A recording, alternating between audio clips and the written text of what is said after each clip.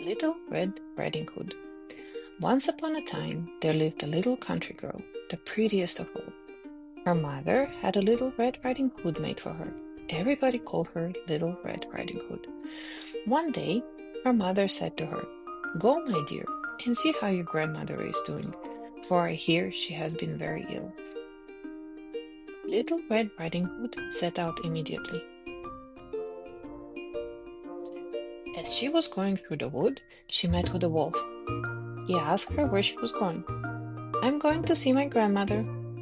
"Does she live far off?" said the wolf. "It is beyond that mill you see there." It was not long before the wolf arrived at the old woman's house. He knocked at the door. Tap, tap, tap. "Who's there?" "Your grandchild, Little Red Riding Hood," replied the wolf, faking her voice. The good grandmother called out, "Pull the string and the latch will go up." The wolf pulled the string and the door opened, and then he immediately fell upon the good woman and ate her up in a moment. He then shut the door and got into the grandmother's bed, expecting Little Red Riding Hood, who came some time afterwards and knocked at the door. Tap, tap, tap. "Who's there?" answered the wolf, pretending to be the grandmother. "It is your grandchild, Little Red Riding Hood." "Pull the string and the latch will go up," the wolf cried out. Little Red Riding Hood pulled the string and the door opened.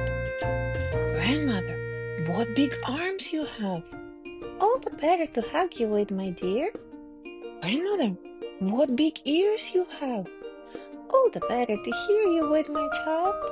"Grandmother, what big eyes you have!" "The better to see you with, my child."